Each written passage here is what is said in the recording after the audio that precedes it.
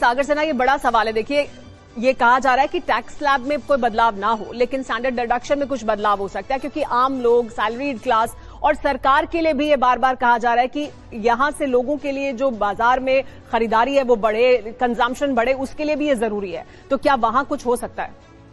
देखिए, सरकार के पास जब कमाई बढ़ती है ना, तो सरकार के पास एक्स्ट्रा बफर होता है आम आदमी के पास ज्यादा रिबेट, ज्यादा छूट देने के लिए। लेकिन पिछले एक साल का अगर डेटा देखा जाए तो सरकार का टैक्स कलेक्शन का जो स्पीड है वो लगभग हाफ हो गया है। आप 23-24 का अगर डेटा देखें तो लगभग टैक्स कलेक्शन 17% के आसपास था, टैक्स कलेक्शन की ग्रोथ। लेकिन टैक्स कलेक्शन की ग्रोथ जो लास्ट ईयर हुई है वो 8%, मतलब लगभग आधी हो गई है। जीएसटी कलेक्शन की जो ग्रोथ थी वो तकरीबन 7% से 6% के आसपास आ गई है। तो यानी कि सरकार की कमाई का जरिया लगभग आधा हो गया है।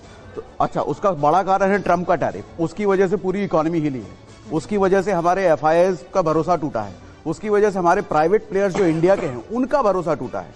तो जब इतनी सारी चीजें चल रही हो, सरकार के पास कमाई का जरिया लिमिटेड है और कमाई कम हो गई हो, तो मुझे उम्मीद कम है कि मिडिल क्लास के लिए कुछ ज्यादा इस बार किया जाएगा। आपको लगता है कि उम्मीद कम है कि बहुत ज्यादा कुछ ना हो, क्योंकि गुंजाइश कम है सरकार के पास, वो जो रूम है, वो स्पेस जो है वो कम हुआ है?